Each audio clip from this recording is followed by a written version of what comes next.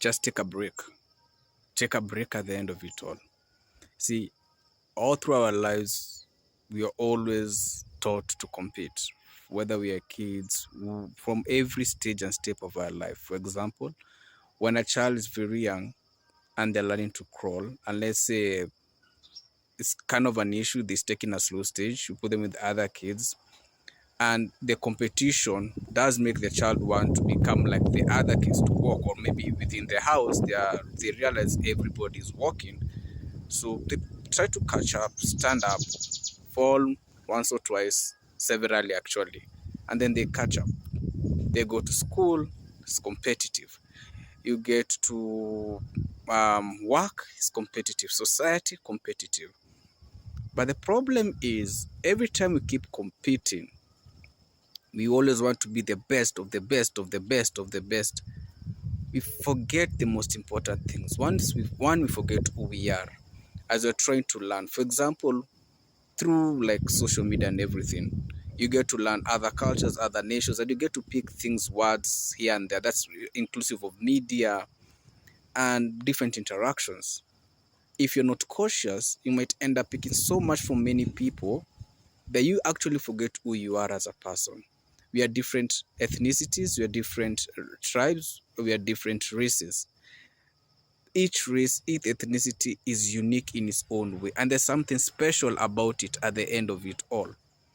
But the danger comes when you're always in a competitive mode, trying to be the better one, trying to be the best one. You never get to live life. When you're always running and running and running, you never get to appreciate the fresh air.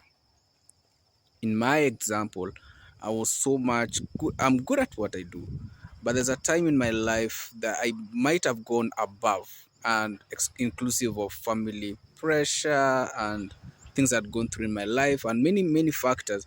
I wanted to be the best. I wanted to be the six-figure kind of a person, and I really put in a lot up until my health took a toll on me. And I remember sitting in that room, and I had money in my phone, I had money in my bank, and I was sitting there, and my body was crashing, every part of me was crashing, and I was there. And I remember I had a cousin, though we had a falling out later, but at that time, I remember giving her my ATM, giving her my phone, and I told her, if, because she had come to assist me, so I was like, if you need any money, just swipe, that's my pin, that's my phone, that's my pin, you do whatever you do. Because at that time, even my vision was impaired, so I couldn't even see the digits, I couldn't read a message. So she's literally the person who could speak, text, and so I was thinking, right now this money really doesn't mean too much to me. So I gave her that, and I just didn't care anymore. And after the period after which I was admitted, after I was discharged, that's when my life took a total turn. That's 2019 from August. And I was never the same. It wasn't that I didn't appreciate life prior, but I was always in this rat race. Right now, where I am in life, I look at life. If you come to me and tell me, oh, there's this man, this big deal, or there's this, or, we're doing it big, I'm like, shut up, get out. I just want to live life. Whether it's to see chicken running around, whether see a cat, whether see a dog, whether see birds, whether just taking a nature walk. I really don't care about this whole other thing, because now I get to appreciate nature. I get to appreciate the life. I recall I would work. And when I resigned in that particular company, I wasn't given my calculation for my leave days. And I'm sitting there after like I have my check, and I'm thinking, all the work, all those years, and I don't even get what's worth me, even those days that I put in the extra. And that's when I changed completely, because we living in a time in life where everything is competitive. Yes, standards of living are super high. Politics is just messy. Society is like hitting a deep dive. It's like the adults are becoming kids, and the kids, in a way, in a very interesting way, mostly the generation alpha is like they become, actually the generation alpha behave more like adults than adults supposed to behave. It's quite interesting when you think about it, but this is something you can see all around you. The thing is, we forget to appreciate life as we chase many things ahead. Appreciate the fresh air around you. If it is, if it's not, Move to a place where there's fresh air. Appreciate the people around you whom you are in tune and in sync together. Not everybody. Just because they're family doesn't mean they're supposed to be next to you. Just only the people who give value into your life. Appreciate the little successes that you've done in your life. Your success doesn't have to mean that you've done like the biggest of the biggest. No. You woke up, you did something. You worked on something. It wasn't big, but you did something. Something you can look back and say, I did that. Whatever small it is, appreciate that. You don't have to run and have the biggest party. You can have your own little party. Appreciate the small wins. If you want to go to one of these amazing places, maybe some country, it has something that is very, maybe it has beach, maybe it's a good scenery. Good. Plan for it. As you're planning for it, start with the ones near you, around your country or community or nation, whatever it may be, as you target the big one. The thing is, life is hard. Facts. Life is tough. Facts. Standard of living is high. Facts. Politics is becoming scary. Facts. But there's one other fact. You as a person can decide how much of that to let into your life or how much of that will take out of it. One, by what you watch, what you listen to, the conversations you entertain, the environment that's around you. Because whether you like it or not, each one of them affects you as a person.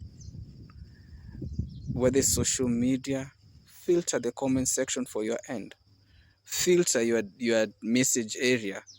Filter the kind of things you want to watch. Look for things that give you a sense of meaning. It doesn't have to be money or commercialization or materialistic thing just pumped into you. You don't need all the chaos of toxicity running through. You don't need all that. Just let it be. Take that walk. Go fishing. Go hiking. Go just whatever it is, let it be something that has meaning to you. You want to paint, do it. Even if you don't have it figured out, no problem. Paint. Even if your whole self will be painted many colors, good. But do something that brings meaning. You want to have a chicken, have one.